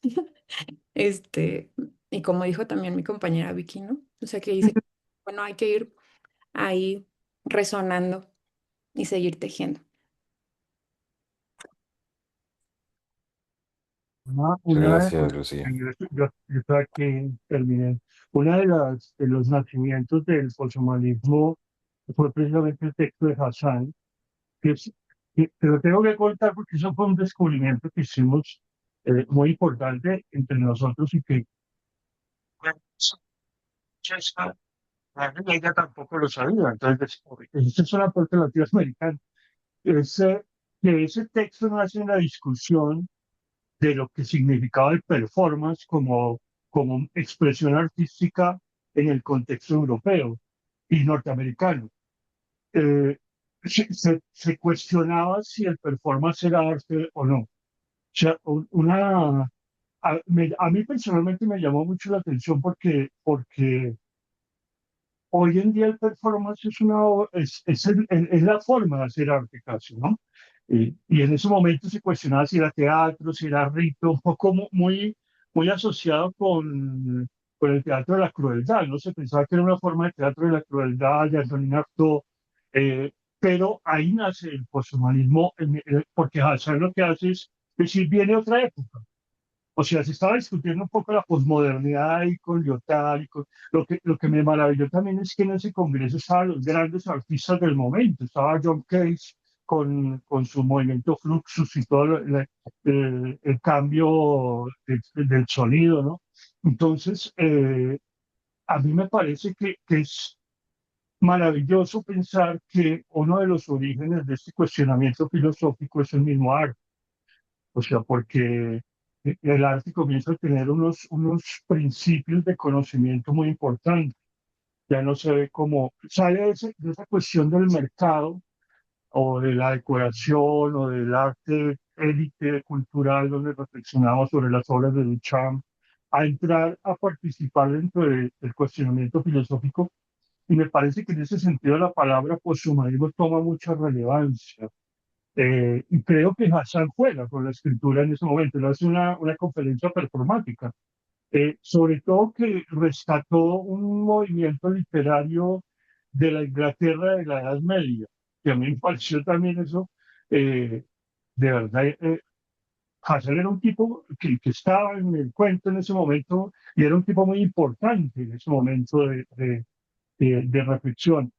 Entonces, ahí me parece que ya estamos diciendo otra cosa, porque lo pensaba un poco con el arte latinoamericano. Los artistas latinoamericanos yo creo que están de vanguardia, están haciendo más que la filosofía, que la ciencia en este momento, con el bioarte, o sea, con una cantidad de planteamientos en robótica y todo eso. A mí me parece que hay que buscar en esa fuente para poder enriquecer toda esta reflexión que estamos haciendo. Además, Alfredo, ese texto es del 70 y tantos, ¿verdad? ¿De qué año es? Bien. No te oímos. ¿70 y qué? 77. 77. 77, si no estoy mal, pero sí es de los 70, que también es impresionante porque estamos hablando de posguerra, casi, o en mitad de la Guerra Fría, para decirlo de alguna forma, y han pasado, o sea, había una búsqueda muy importante de romper con algo, o sea, porque ya había un cansancio del humanismo desde los 70, yo pienso, ¿no?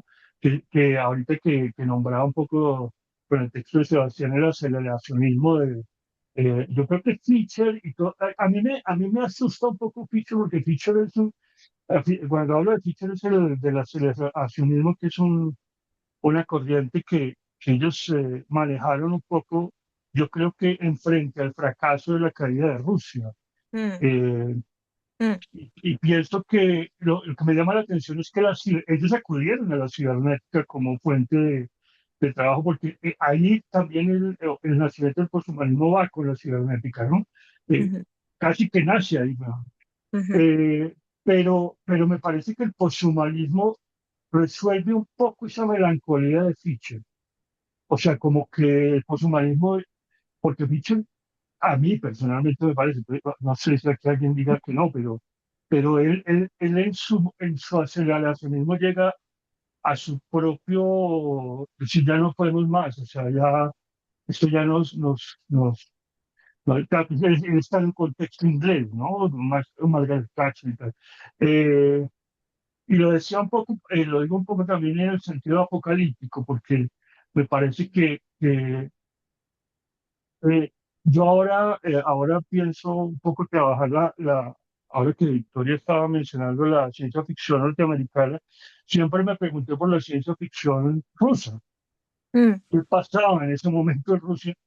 Eh, Porque creo que los norteamericanos tenían mucha conciencia de lo que estaban haciendo. O sea, la tesis era que ellos saben y querían dar un modelo de comportamiento. Siempre el cine norteamericano tiene esa suspicacia, ¿no? Para decirlo suavemente.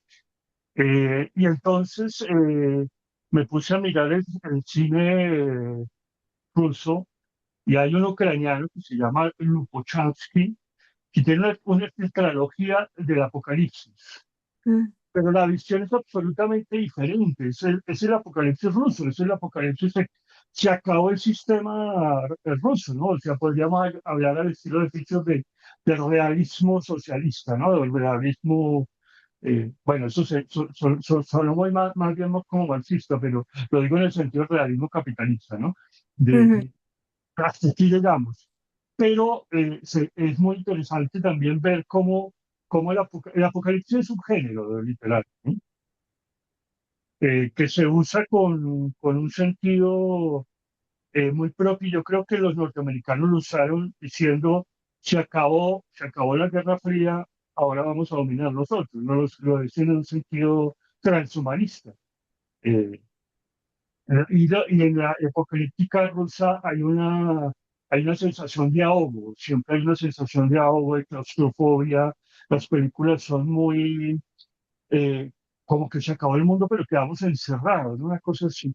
No, mm, lo decía un poco para mostrar esa sensación de cómo cómo la corriente poshumanista siempre ha sido una intención a partir desde el 70 más o menos a hoy, el romper con algo que se volvió una cadena, ¿no? ujú. Para el pensamiento. Mm.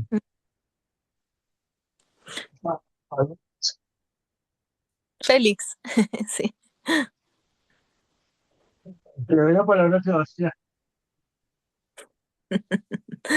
No, pero estaba, no sé, ¿estaba Félix o Sebastián? No sé. Sí, no, dos cosas. Una a propósito de lo que decías hace un momento, ¿no? Creo que estos asuntos asociados a las transformaciones de variadas formas de tecnologías, con énfasis, digamos, en la informática, desde luego tiene implicaciones en lo que pasa con cada uno de nosotros, ¿no? Es decir, Ujú, lo que tú verías, seguramente la práctica psicoanalítica, pues, pues seguramente no tiene igual, pero tiene similitudes con lo que las personas tendrán que experimentar yo quiero decirlo y espero un poco la condición de contexto para que no se vea inadecuado, y es que hoy la transformación corpórea, a propósito y a partir de la estandarización de las pantallas, lo que, digamos, Gia Tolentino ha llamado un aplanamiento racial con unos énfasis específicos, pues claro que tiene unas implicaciones respecto de la salud mental y desde luego en general, ¿no? De los individuos, tanto que presiona el hecho de transformación corporal a como de lugar. Pero eso, ¿qué hace, no? Cuando el individuo no cuenta con los recursos para que esa transformación física se suceda, o cuando su dispositivo no es lo suficientemente efectivo para que las aplicaciones funcionen como se quisiera. Mm, Entonces, pues no es de extrañar que alguien dedicado a la peluquería, además, continuamente esté diciendo que cada vez le llegan más personas buscando querer ser como el de la fotografía, aunque sea notablemente improbable por sus rasgos y, ¿no?, sus condiciones asociadas desde su cabello en general, pero pues claro que tiene unas implicaciones notablemente poderosas, porque entonces esas condiciones de personalidad, identidad, etcétera, pues cómo se ponen en juego, ¿no? De manera particularmente constante. mm, Y se hace pues desde la forma más sencilla de una filtro que puede estar en Instagram hasta las formas un poco más sofisticadas, dependiendo de la aplicación que uses o el objetivo que quieras desarrollar respecto de los cuerpos que tienes a disposición. Además ¿no?, con énfasis, y es que eso también pues termina presionando la transformación de paradigmas en otros campos, ¿no? Es decir, seguramente no, es mucho más rentable en ciertos ámbitos de la medicina esto de la, comillas, estética, que seguramente estar atento a alguien que padece algo en un servicio de urgencias. ¿No? ¿Para qué preocuparse por ese que está ahí moribundo si finalmente el otro termina ofreciendo más recursos? Entonces, mm, ujú, la coparticipación de los fenómenos eh, tienen poderosas y notables implicaciones que creo, digamos, en estos lugares, mundo, nos implican estudiar, yo pensaría que con urgencia, porque así como se usa el Internet para una cantidad de otras cosas, pues lo que pasa con los más jóvenes, y yo finalmente diría esto, ¿no? No solamente con los más jóvenes. Creo que y ahora con esa, digamos, con esa ampliación de referencias a propósito de prohibiciones o restricciones respecto de uso de redes y demás en diferentes lugares del mundo, habitualmente está insistido en infantes y adolescentes, y seguramente seguramente no tiene muchas razones, ¿no? Y hay mucha evidencia de este caso. Sin embargo, las personas mayores más mayores, ¿no? Nosotros que no crecimos teniendo esos recursos, pero que ahora los tenemos, pues hay una cantidad de justamente esas contradicciones. Y ahora que Lucio decía a propósito de lo sagrado y lo profano, lo digo por esto. Tú misma referiste cómo hay, pues evidentemente esta gente, ¿no? Por ejemplo, en Silicon Valley, empezando por Ray Kurzweil, etcétera, pues gente que evidentemente no cree en estas cosas del cristianismo en general, ¿no? Es decir, que eso existiría. Entonces, pero sí desarrollan todos los recursos para que las personas envíen videos, mensajes asociados a sus propias creencias, ¿no? Es un juego contradictorio, ¿no? Pero muy habitual en los oxímoron de los mercados, en donde pues no me importa que termines pensando y sintiendo, yo te lo facilito para que juegues, ¿no? Y me ofrezcas todos tus datos a cambio de que puedas trasladar el video. Pero esas personas mayores que utilizan los recursos de una manera distinta, digamos, ¿no? Pues no entran habitualmente en este tipo de reflexiones, y están asociadas no solo a la soledad, ¿no? Sino como si en otros autores, pues al al optimismo cruel, ¿no? Como dice Lauren, es decir, ahora todas esas décadas de programa neoliberal, ahora tiene su resultado, esas personas que comienzan o llegan a esas edades de pensión, pero que no construyeron necesariamente sus proyectos, sus vidas mismas, etcétera.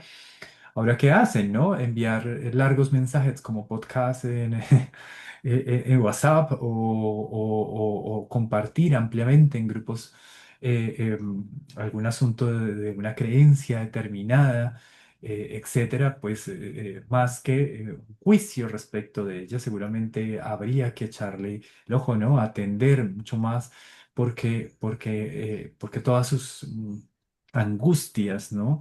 Y sus tristezas, pues paradójicamente aparecen ser resueltas con algo que a su vez las genera, ¿no? Ujú, ujú, Creo que hay un componente, insisto, como decías, muy, muy importante para hacerlo desde estas latitudes. ujú, ujú. Sí, seguro, seguro, seguro. No sé si alguien más quiera decir algo.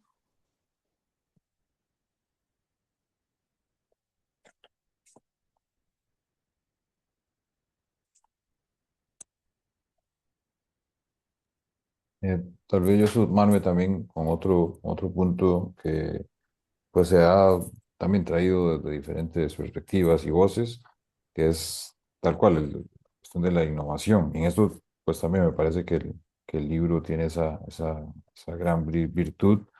Y al respecto, bueno, lo traía Sebastián, también de alguna manera Mauricio, por aquí apunté, algo así, no sé si lo apunté tan textual, pero la innovación no termina de deshacerse de la ortodoxia.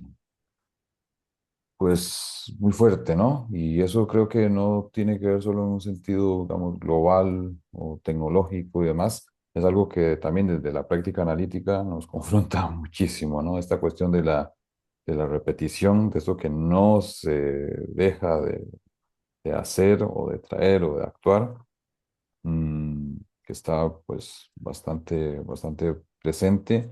Y en algún sentido, aquí pues me atrevería, también a propósito de lo que mencionaba Alfredo, me aviento, me atrevo a decir que es algo bastante sintomático que se escucha en los consultorios y se ve en los noticieros, o en las redes sociales, o en diferentes plataformas. Está muy en lo, digamos, no me gusta mucho el término, pero digamos en lo individual particular, pero también en lo global no sé, como toda una serie de problemáticas donde sí, no es solo la innovación, esto de la búsqueda de lo nuevo como una cuestión de venta y tal, sino de realmente pensar o crear otras posibilidades de vida.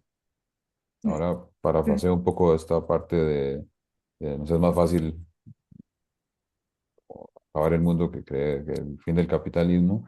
A algunas personas realmente se les hace más fácil pensar en suicidio que en una transformación de las condiciones de vida, precisamente. ujú, Entonces creo que esta cuestión de lo apocalíptico, de los finales, de qué otra vida, no solo aquí ya también no solo individual, sino social, comunitaria, colectiva, nacional, etcétera, que queramos ir ahí agregando, es realmente posible. En ujú, esto, pues claro, creo que otro punto que también celebro mucho es esta parte del arte. Creo que también, como mencionaba Victoria, eh, pues es que no es solo echar mano de figuras, por ejemplo, de ciencia ficción, sino yo creo que es echar manos, es como echar la mano, pero para que nos levante un poco y nos salve, nos ayude a salir de ciertas estructuras, paradigmas muy eh, callosos ya de pensamiento, no realmente como, sí, más que una inspiración o algo así, sino para romper y a ver qué hacemos con los pedacitos que queda de lo que ya creíamos. En esto, pues claro, hay figuras o personajes o situaciones súper potentes. En el libro, por ejemplo, me ujú, quedó mucho encontrar cuestiones, aunque no lo he visto casi nada, la verdad, pero por ejemplo Futurama o Love, Death and Robots o diferentes tipos de alusiones, sí, al cine o al audiovisual, a series, a cuestiones que circulan y transitan desde también la cotidianidad y en eso, de nuevo, sentí una cierta cercanía con cosas que uno también puede escuchar en un consultorio Ujú, cuáles son los referentes de la gente, ujú, realmente. claro. Entonces, pues bueno, eso también quería también destacar algunos de estos puntos un poco al vuelo. Sí. Sí, yo creo que además eso es un ejercicio bien interesante. Perdón, Alfredo, ibas a decir algo, pero nada más para agregar algo a la idea de Roberto, que me parece buenísima. Este, pues eso, ¿no? Cómo la ciencia ficción tiene también, puede ser altamente, digamos, liberadora, o por lo menos eh, trazar un posible camino diferente, porque incluso creo que lo que logra hacer cierto tipo de ciencia ficción es contrastar, digamos, hacer ver algo del presente a través de la proyección del futuro, ¿no? Entonces, en ese sentido, o sea, en realidad es muy actual. No es que están hablando de un futuro, digamos, nada más así como un ejercicio de imaginación o qué sé yo. No, es que es una manera de mostrar algo del presente. Y creo que hay cierta ciencia ficción que lo logra muy bien. Y hay otra que no, en cambio, ¿no? Hay otra que en realidad lo que hace nada más es continuar con lo mismo, pero con toda una serie de cosas de innovación tecnológica y demás, ¿no? Y creo que ahí rescato un poco esto que tú haces en tu texto, Alfredo, que es lo de poner el término de apocalíptico de una manera mucho más compleja, como complejizarlo, ¿no? Como por un lado decir, bueno, el apocalipsis tiene que ver con, en su origen, con una forma de proyectar un tipo de esperanza, ¿no? Es una forma de introducir un cierto tipo de esperanza, ¿no? Y al mismo tiempo, lo apocalíptico fue, la ciencia ficción, cierto tipo de ciencia ficción se apropió de lo apocalíptico, ¿no? Y entonces ya se habla del apocalipsis en el sentido, ¿no? Más de ciencia ficción, quizás más clásica, ¿no? No sé, ahí por ahí me parece que hay todo un asunto. Yo sí, y si hay tecnología, sí, escogemos escribirnos o más o No te oímos muy Al- bien, No se Sí, escucha. Alfredo, está como ya, entrecortado. ahora sí, ahora sí ya. Ahí Ahora sí. mejor. Sí. ya, vale. Mm. Que lo que yo estaba diciendo era que hay una curaduría que se debe hacer con la cultura pop, ¿no? No, no todo, o sea, lo que sea más adecuado para uno poder expresar lo que uno quiere expresar en última, ¿no? Yo lo que sí estoy convencido es que Ridley Scott, James Cameron y ese grupo de artistas cinematográficos se reunieron y hablaron sobre esto. Yo creo que fue así. O sea, yo creo que Steve Jobs estuvo en esas conversaciones. Ujú. Es muy evidente. Es como un poco como las conversaciones que posiblemente están teniendo en este momento Mox y todos los que están trabajando en la última tecnología, ¿no? Pueden ser conversaciones de media hora, de 45 minutos, o en un café se encuentran, pero yo creo que el tema del apocalipsis estaba presente en Ridley Scott, en James Cameron. James Cameron, ahí está la anécdota que a mí me impresionó. James Cameron hizo el Terminator, pero cuando vio a alguien, él dijo, yo quiero hacer la segunda parte de alguien. Porque nosotros a veces como consumidores del cine norteamericano creemos que estas estrellas son aisladas, ¿no? Nos han colocado como unos personajes muy por los Óscares y los vuelven dioses, estrellas, pero realmente son artistas que están hablando de muchas cosas importantes. Y a mí me parece que Ridley Scott tenía una visión, o tiene una visión del futuro, eh, o sea, son muy interesantes en esa medida como artistas, ¿no? Si les quitamos toda la parte de estrellato que tienen. Y en esa medida me parece que ellos también saben que la tecnología se mide en el cine. Es decir, James Cameron es uno de los que usa la última tecnología para hacer películas. Lo mismo Ridley Scott, lo mismo Ridley Scott también innovó, por ejemplo, con El Gladiador. O sea, no, ellos son muy conscientes del momento en que están viviendo, me parece a mí, del, es como los latinoamericanos, ¿no? Los escritores latinoamericanos también, poco cuando hicimos un artículo con Félix sobre medios de comunicación y nos dimos cuenta que en la riqueza de la literatura latinoamericana estaba presente lo que nosotros hablamos. Cuando hablamos de la naturaleza, por ejemplo, poco lo mencionaba Félix con la vorágine, pero García Márquez también tiene, en México es maravilloso, cómo los escritores acuden a la fuerza de la naturaleza. Eso lo tenemos nosotros, ¿no? Es muy difícil o no está en las otras culturas, ¿no? Esa lucha con la naturaleza y esa fuerza de la naturaleza. Pero yo iba a decir otra, decir otra cosa, yo puse en el chat un libro que Así. a mí me parece que les ayudaría muchísimo. Está en inglés, pero me parece que porque ayer tuvimos una discusión sobre Lacan que yo no había visto y es sobre todo en la introducción, en ese libro mencionan muchísimo a Lacan como Ok. uno de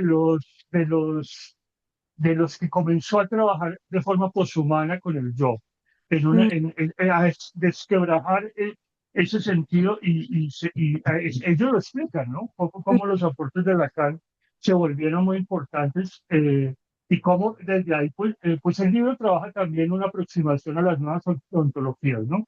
Pero me llamó y dije, voy a ponerlo mañana en la reunión porque me parece que es un libro que les ayudaría muchísimo, o por lo menos a mí me ayudó mucho, ¿no? En la comprensión de lo que es Lacan, como, y en su faceta ahorita que lo estaba hablando, Félix, que lo estaban hablando, Roberto, también lo de la salud, o sea, en esa perspectiva de sanar, ¿no? mm. Cómo el poshumanismo también se vuelve una alternativa de sanar las mentes. Y creo que aquí en la introducción y lo que nombran, hay varios autores que trabajan precisamente Lacan, ¿no? Mm. Gracias, Alfredo. Gracias. No, con mucho gusto. Sí. Y esto que decías, Félix, me parece también súper importante, los efectos de todo esto que llamamos inteligencias artificiales, que como decías, son en realidad plurales, ¿no? No es la inteligencia artificial, es una cantidad de inteligencias artificiales que están hechas desde distintos objetivos, ¿no? Condiciones materiales, en fin, ¿no? Yo creo que eso es lo que hay que ampliar, ¿no? Porque si no estamos atrapados en una lógica supermonista, por decirlo así, ¿no? En el sentido de que tiende a homogeneizar y a decir de manera muy parca una cuestión que es más problemática de lo que parece, ¿no? Y más compleja. Bueno, pero se nos está acabando el tiempo y es que saben que yo tengo ya muy poca pila y como se fue la luz, por acá no hay luz, ¿no? Entonces estoy así con lo que puedo, este, grabando y todo. Entonces creo que estaría bueno que lo dejáramos por acá hoy. No sé si alguien más quiere decir algo, obviamente, si hay algún comentario.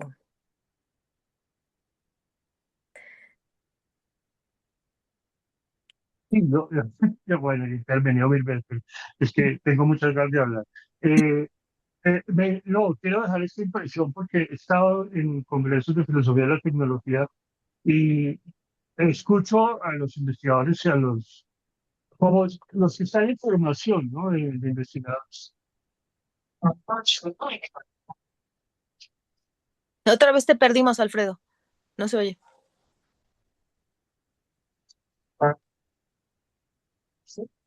No, se oye cortado. Ahora, Ahora sí. ahora sí, vale. Que decía yo que escuchaba a los que estaban en formación como investigadores de filosofía de la tecnología y había una visión muy negativa de la tecnología, ¿no? De una sensación como de que inventaron la tecnología para dominarlos. ¿M? Eh, pero yo creo que también falta mucha lectura en ese sentido, falta mucha apropiación de Mm, lo que es la tecnología, porque si no estuviera la tecnología no estaríamos haciendo esto. ujú, Sí, o sea, como que tenemos una visión muy parcializada. Yo creo que es muy como por lo que hemos sufrido como continente, mm, ¿no? Y porque no nos atrevemos a crear tecnología. Yo creo que no se muestra lo que creamos como tecnología, ¿no? mm, O no, por ejemplo, la tecnología indígena no se muestra lo suficiente. mm, Entonces, me parece que ahí es un punto porque estaba pensando ahorita por lo de que se fue la luz, ¿no? mm, O sea, se va la luz y se acabó el mundo, o sea, no hay nada que hacer, o sea, ¿qué hacemos? ¿Sí? Sí. O hacemos la presentación y siempre falla el computador, siempre falla el video, es un horror, ¿sí? Como que los que hablamos de tecnología traemos ese fantasma encima. ya.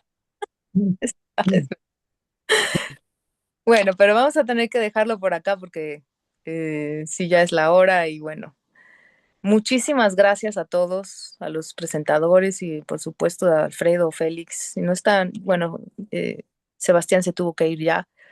Y bueno, a todos los que nos acompañan el día de hoy y nos estamos viendo. Muchas gracias. Muchas Seguimos. gracias por la Gracias. invitación. Un gusto Gracias. escucharlos. Gracias.